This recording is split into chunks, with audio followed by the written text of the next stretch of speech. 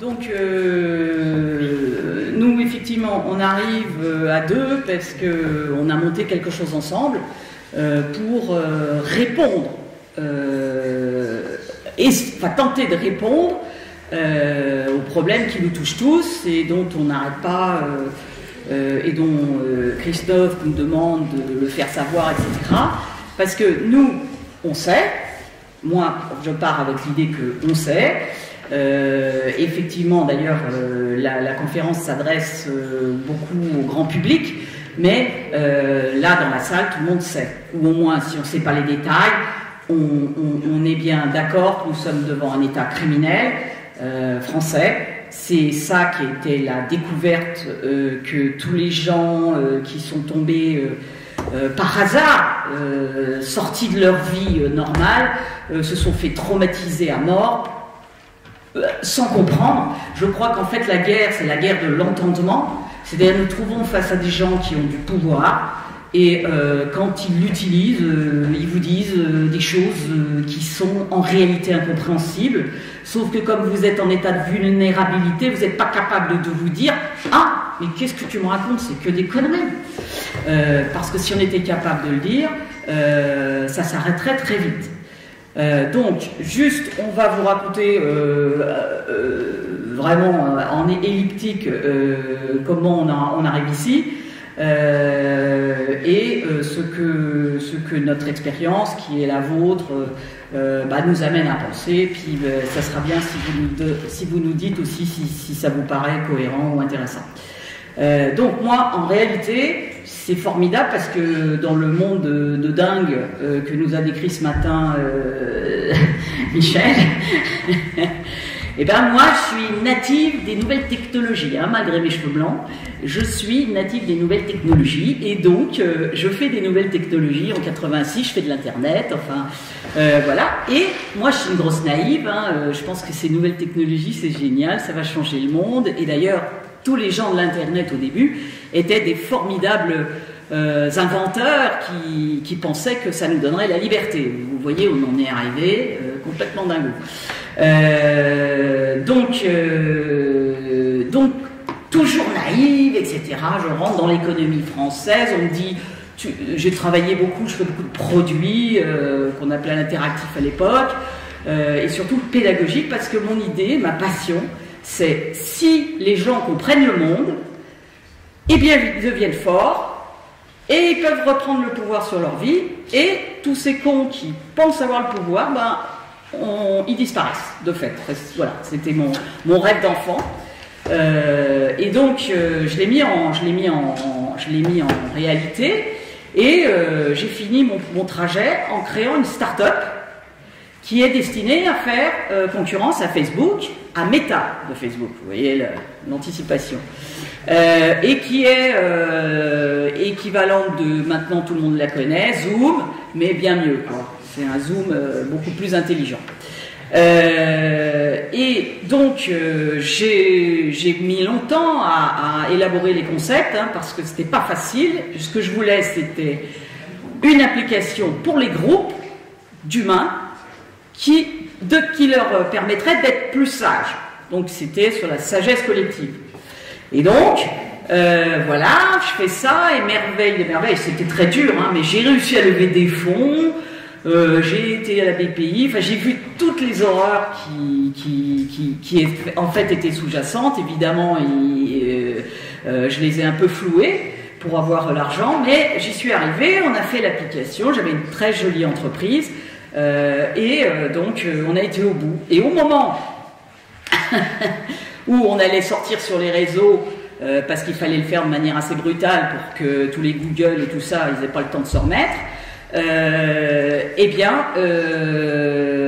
j'ai un de mes actionnaire qui décide qu'une femme ne peut pas porter une entreprise technologique, vous voyez en France très haut niveau, et qui, il n'avait aucune chance de me prendre mes rênes, si, il est allé au tribunal de commerce de Versailles, et en 2 heures de temps, les mecs lui ont fait une ordonnance sans contradictoire, et ils ont pris ma boîte. Évidemment, ils n'avaient pas du tout l'intention de la redresser et tout ça, la question ne s'est même pas posée. Ils l'ont liquidé parce qu'en fait, je pense qu'ils voulaient racheter l'application pour 1 euro et faire les milliards. Parce qu'aujourd'hui, ma boîte, elle vaudrait, si on le fait selon les comparables, vous avez vu Elon Musk achète Twitter 44 milliards, donc ma boîte, elle vaut 44 milliards en termes de comparables, vu l'application. Sauf que, contrairement à vous tous, on va dire, ou contrairement à toutes les entreprises qui sont tombées chez les mandataires judiciaires, le mandataire judiciaire, question start-up, il s'y connaît que dalle. Mais que dalle de chez que dalle. Donc, quand on arrive là-dedans, et puis les procureurs de la République aussi, ils s'y connaissent pas. Donc j'arrive, et pour eux, c'est horrible, quoi, ce truc-là. Parce que... Et bon, mais c'est pas grave. Une bonne façon de se débarrasser des dossiers, bah, c'est de faire comme d'habitude, et c'est là où je comprendrai tout. On vend pas l'actif, on l'évalue pas, hein. Bon, de toute manière, ça n'aurait pas le vendre, mais j'ai proposé de le vendre pour eux, mais c'était pas grave. On ne fait pas une procédure simplifiée, hein, parce que quand même la loi dit, t'as pas d'actif, donc procédure simplifiée, tu fais ça en 6 mois, les créanciers ont tout perdu, puis c'est bon. Donc non. Je le vois, il décide 5 jours après que je suis une grosse fraudeuse, que j'ai fait de l'abus de bien social, de la banqueroute. C'est pas moi qui ai liquidé, hein. Donc on voit comment ils interprètent les lois. Hein. La banqueroute, c'est que quand on liquide. Hein. Donc voilà, bon, ils ont inventé un truc, voilà. Bon, ok, je me dis, mais qu'est-ce que c'est que tous ces dingos qu'est-ce qu'ils foutent on fait un bilan supérieur de 800 000 euros. Bon, oui, normal. On le présente au magistrat. Bon, puis vous imaginez que des erreurs. Donc effectivement... Très rapidement, je me dis, waouh, mais c'est quoi ce milieu-là? C'est quoi? Qu'est-ce qu'ils foutent?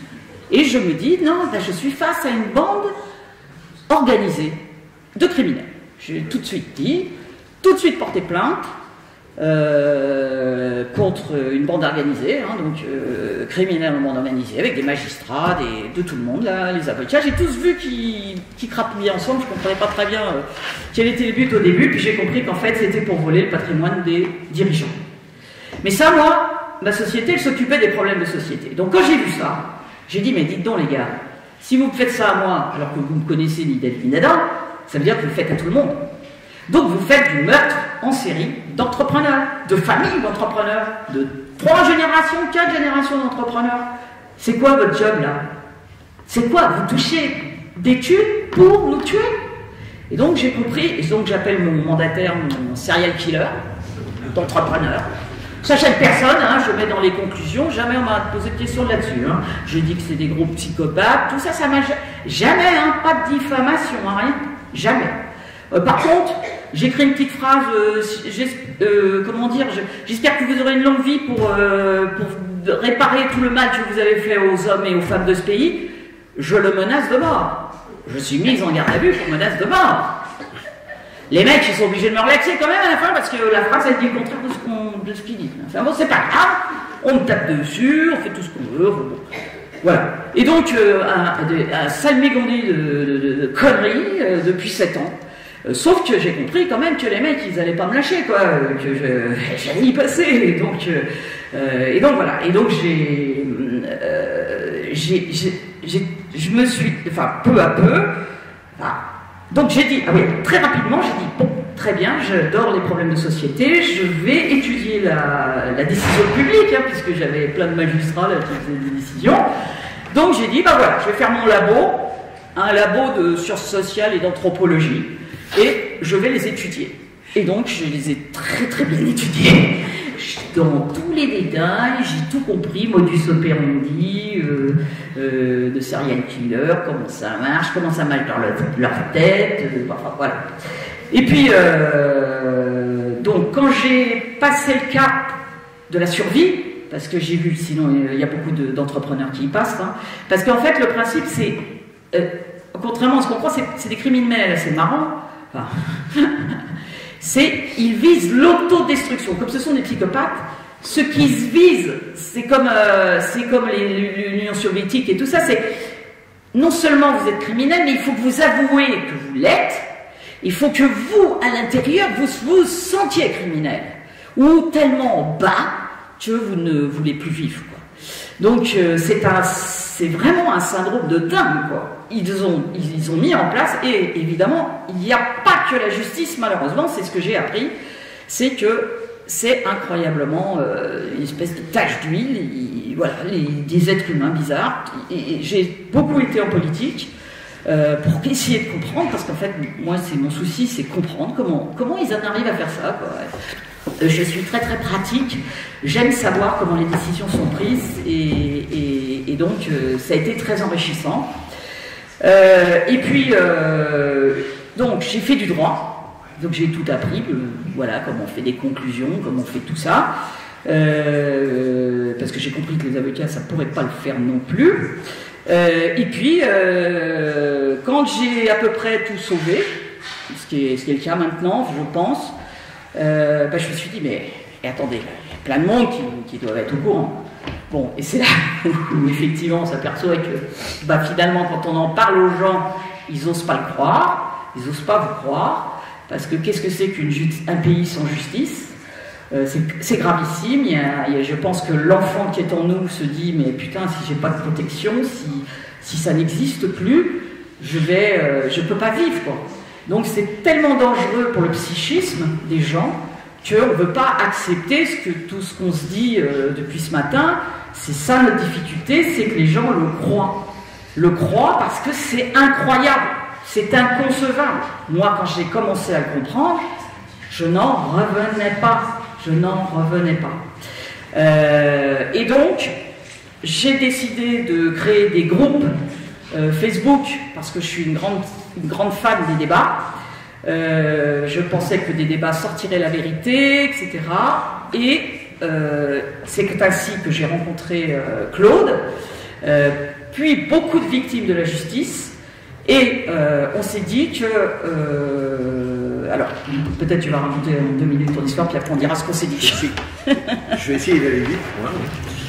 Donc moi, oui, effectivement, j'ai liquidé mon affaire il y a maintenant 12 ans. C'était une affaire de vente de fruits et légumes.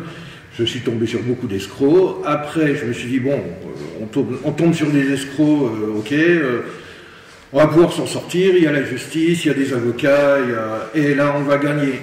Ah. Erreur notoire. On part confiant avec des avocats, on perd, et on continue de perdre, et on s'aperçoit que finalement tout l'État est criminel. Ce sont tous des bandits, des escrocs et des criminels. Il n'y a pas d'autre mot pour ces gens. Et la seule solution, c'est de les faire partir. Et le plus vite sera le mieux. Donc, qu'est-ce que je pourrais vous dire ? Sur les impôts, parce que quand même, parce que oui, en fait, ils en profitent. Oui, bon, alors, l'histoire est assez complexe. Je ne vais pas rentrer dans les détails. En tout cas, ma comptabilité était claire. Je m'en suis bien sorti en justice. Ils n'ont rien pu faire contre moi. Bon, ok, la justice ne peut rien faire contre moi. Ils me relaxent plus ou moins. Enfin bon, 15 ans d'interdiction de gérer, des choses bêtes, toutes bêtes. Mais bon, ça, c'était pas le plus grave. Je tombe dans les mains des impôts, qui eux font un redressement fiscal. Bon, ok, un redressement fiscal, qu'est-ce qu'on fait ? On fait une comptabilité. Ok, elle est où la comptabilité ? Voilà. Ok, non, ça ne sera pas celle-là. Moi, je vais en faire une belle. Les impôts nous ont fait la comptabilité, ils l'ont complètement inventé, on fait n'importe quoi, et ils m'ont trouvé 365 000 de redressement sur une comptabilité inventée, voilà. C'était cool. Alors au départ, j'ai un peu souri, j'ai dit bon d'accord, c'était bien, c'était drôle, mais non, c'était pas comme ça.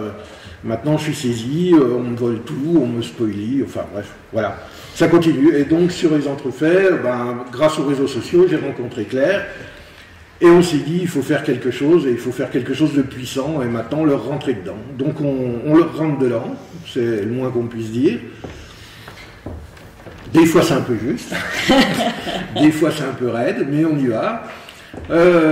En ce moment, on est en train de discuter avec les hautes instances juridiques de Bercy, mais bon, c'est un peu raide aussi, mais on y va, voilà, on est là. Je repasse la parole à Claire. Oui, parce que ce qu'il vous a pas dit, mais qui est super intéressant, c'est que donc les impôts, ils ont inventé toutes pièces. Hein. C'est véritablement un espèce d'entrelac, un raisonnement avec leur CGI que personne pige, mais pas eux non plus. Donc voilà. Oui, ce que j'ai remarqué, c'est que la loi, personne la pige. Et quand elle les emmerde, ils l'inversent, ils foutent d'autres noms, ils foutent d'autres significations aux mots. Hein. Il faudrait qu'ils rapprennent la signification des mots, qu'ils travaillent avec un dictionnaire, parce que c'est toujours jamais le bon mot. Et donc, là, ce qui est intéressant dans son histoire, c'est que les impôts font n'importe quoi, il va en justice, et, première instance, la juge dit « Ah bah oui, il a raison, aucune base légale pour les impôts. » Bon, on se dit « Bon bah, il y a la justice en France. » J'y ai cru. Il y a cru. J'y ai cru. Il y a cru.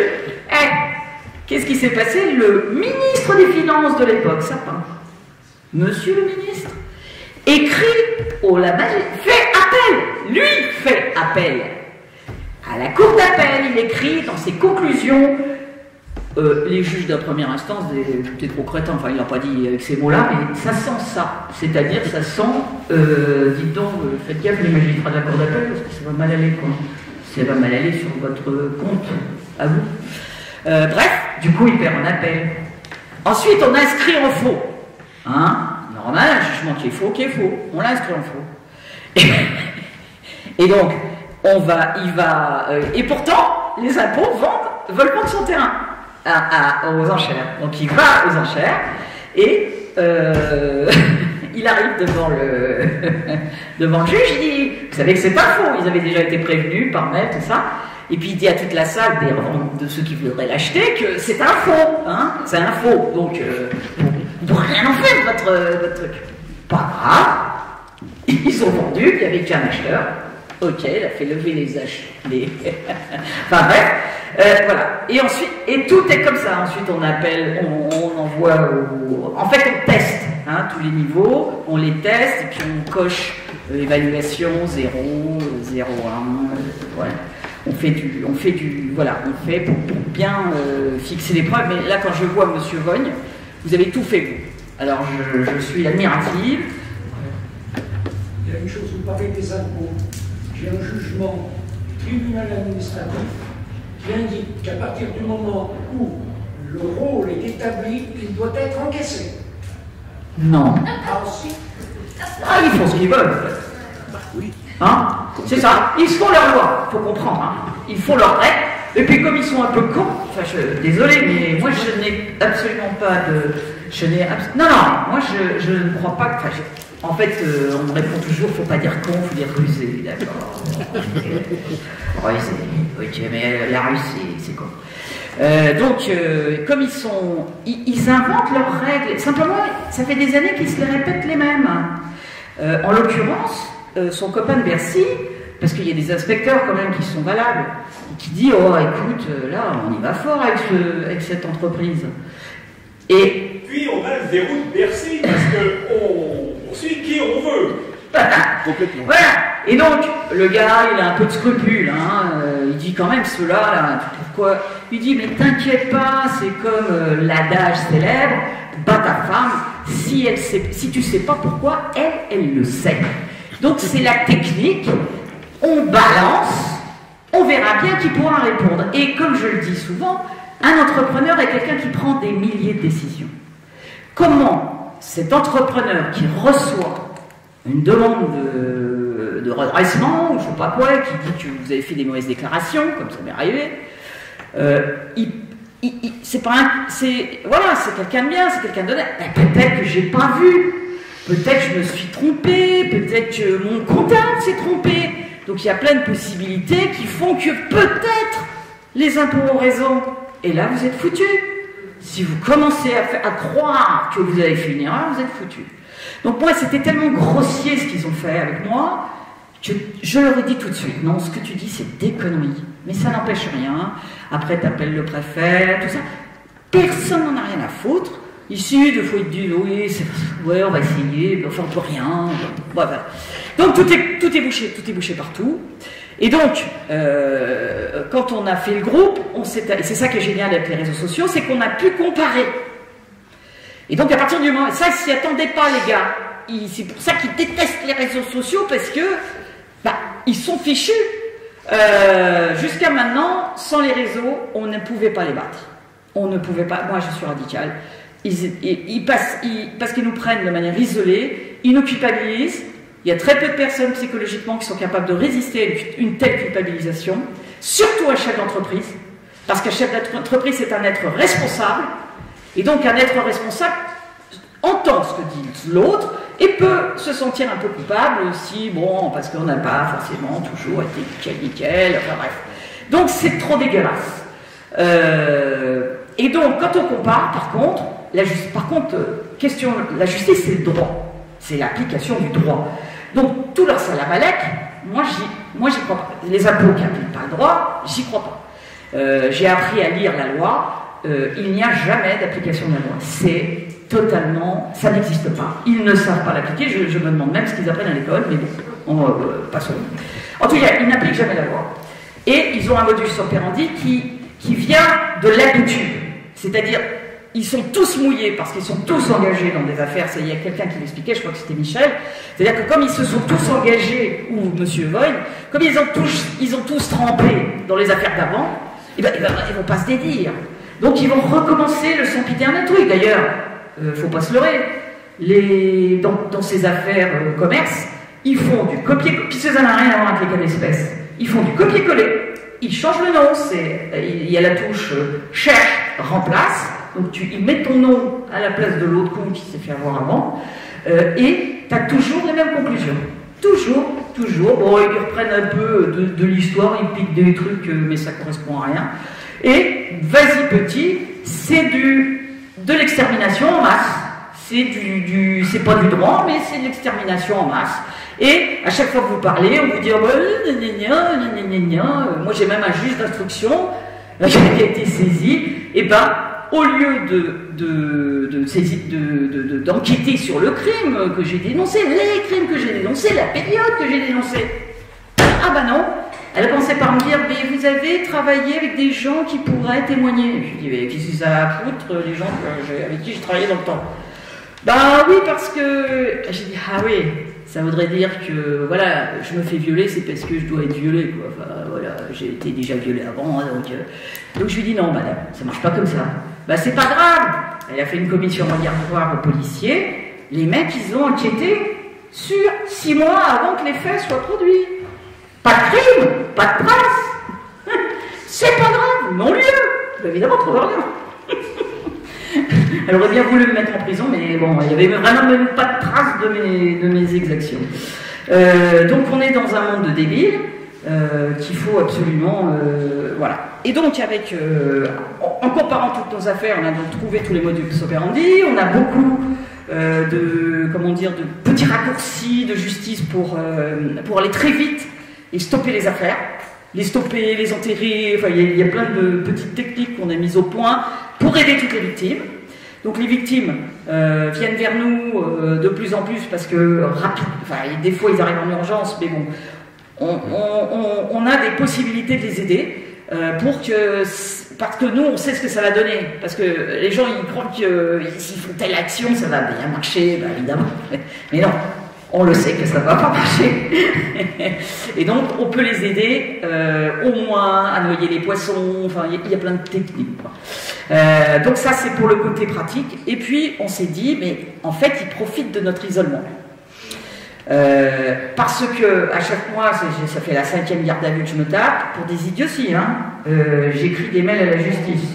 Vous avez vu une loi qui dit interdit d'écrire des mails à la justice et que ça mériterait une garde à vue? Non. Mais c'est pas grave, c'est eux les chefs, font ce qu'ils veulent.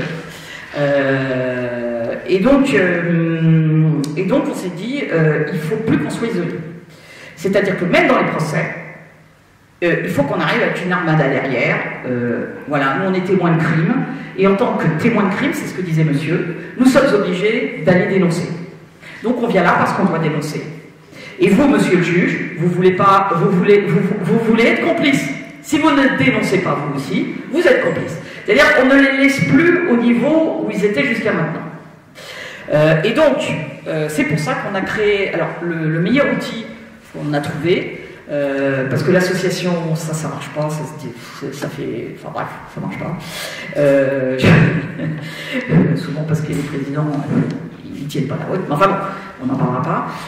Et donc, on s'est dit, on va faire un syndicat des usagers de la justice. Ça peut donc même, on peut avoir des magistrats chez nous, même des policiers. Bref, tout être qui va mettre un pied dans la justice peut venir à notre syndicat pour qu'on l'aide à ne pas se faire avaler par le trou noir et que toute sa famille disparaisse avec. Et donc voilà, et c'est ce qu'on voulait aujourd'hui vous annoncer, c'est un outil qu'on va mettre à disposition de toutes les victimes, parce que au-delà de la dénonciation, dont je comprends bien que c'est très très important, il faut maintenant rentrer dans une phase d'action contre ça. Nous sommes dans le droit, nous sommes tout à fait justifiés, nous avons même une mission, c'est-à-dire que nous sommes témoins et nous n'avons plus le droit de nous la fermer. On ne peut plus, il faut dire aux magistrats, parce que je pense que, certainement qu'ils sont tous un peu mouillés, je trouve que vous en avez mis beaucoup sur ce côté-là, je pensais quand même pas que les mecs qui recevaient du fric, mais bon, moi je pensais qu'ils étaient... C'était plutôt comme les phénomènes de secte, c'est-à-dire ils ne veulent pas déplaire à leurs copains. Donc c'est pour ça qu'à chaque fois ils sont trop lâches et qui nous enfoncent. Et je sais aussi qu'ils vont aux tribunaux pour piquer les biens, effectivement. J'ai même la preuve, la police, c'est la police qui l'a fait. Dans ma pauvre petite enquête, j'ai eu une preuve qui montre que mon juge commissaire a édifié en une génération une fortune immobilière absolument incroyable qui, selon les policiers, l'empêchait d'essayer de me piquer la mienne. Ou de piquer mon entreprise parce qu'il avait aussi des intérêts dans mon secteur. Donc voilà, bon, tout est. Alors maintenant que tout est dit, tout est. Enfin, pour nous, hein, je ne dis pas qu'il ne faut pas continuer à le dire au grand public. Mais c'est tellement dur à avaler que là, il faut travailler les techniques de communication de ce qu'on dit, parce que, voilà. Et par ailleurs, évidemment, ces salopards, ils ne vont pas m'avoir. Ma start-up, on va la relancer. Et celle-là, je pense que c'est véritablement l'outil technologique qui va révolutionner ce monde comment on pourrait dire, parce que, en fait, pour moi, c'est des traîtres qui se sont infiltrés dans toutes nos institutions. Je veux dire, la justice, c'est pas fait pour ça, quoi. Moi, j'ai envie de leur dire, mais qu'est-ce que vous foutez là-dedans? Pourquoi vous êtes venus travailler dans la justice? Vous faites le contraire, enfin bref. Partez, vous n'avez rien à faire ici. Et donc, l'idée, c'est, grâce à ce média, de remettre en place des groupes qui vont faire autorité. Voilà. Qui vont faire autorité, c'est-à-dire que nous dégageons, on fait l'Assemblée nationale virtuelle, on fait la justice virtuelle, on fait tout ce que vous voulez qui est pourri, vous le faites en virtuel. C'est-à-dire vous vous mettez en association et vous avez tous les outils pour faire le contraire. C'est-à-dire on reprend les missions de service public qui nous ont été volées et on les reprend nous et on les met en œuvre nous. Au début, ils vont se foutre de notre gueule, puisqu'ils diront vous n'êtes pas légitime. Et ben, je vais vous dire en plus, pour la justice, on va donc faire de la justice parallèle, on va refaire les procès, on va faire ça devant les palais de justice, comme du théâtre de rue dans l'ancien temps.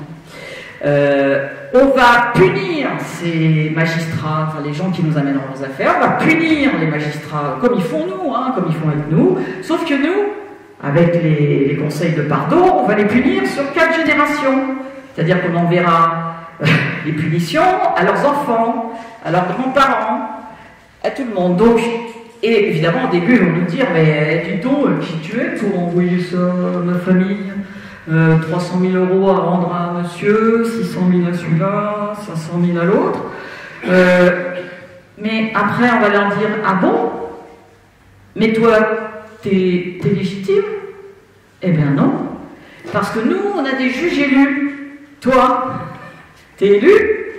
Or, si t'es pas élu, il faut savoir que les magistrats sont nommés et ont commencé à être nommés par Napoléon, alors qu'il y a une loi en 1700 qui dit que tout magistrat doit être élu. Et ce comte Napoléon a oublié de l'abroger. Et puis personne ne l'a abrogé. Donc on est un peu dans un coup comme ça. C'est-à-dire que les magistrats sont totalement illégitimes. et illégitime par même l'histoire qu'on a vue tout à l'heure, parce qu'ils ont été complices de meurtres, de spoliation, de blanchiment d'argent, enfin voilà, ils sont illégitimes.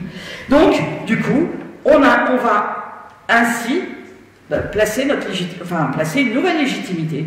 Et on le fera pour le politique, et on le fera pour tout le monde, pour les médias, pour tout ça. Et donc, on crée une espèce de monde parallèle, mais pour ça, il faut cette technologie que j'ai développée, parce que sinon, on ne pourra pas pratiquement le faire. Parce qu'on ne peut pas le faire qu'en physique. Il faut qu'on ait des mémoires, on capitalise le savoir, tu vois, tout ce que tu nous as raconté, on l'aurait mis, on aurait une belle base de connaissances, et tout ça, ce serait bien, comment dire, on saurait toujours où ça se trouve, etc. On aurait des groupes qui grandiraient en intelligence, etc. Enfin, bref, je ne vous en parle pas parce que ça mettrait des heures. Mais il y a des solutions. Moi, ce que j'aime, c'est des solutions. Je suis une entrepreneuse, je veux des solutions. Je ne supporte plus d'avoir face à moi des gens avec qui je ne voudrais pas vivre. Vous voudrez vivre avec ces gens, mais pourquoi ont-ils du pouvoir? Je me suis toujours demandé ça. Pourquoi on leur a laissé le pouvoir? Depuis la Révolution française, on a coupé la tête du roi protecteur pour laisser montrer les voleurs. Voilà, les voleurs. Donc c'est fini, messieurs, dames, les voleurs, c'est terminé. Et on va passer à une autre ère.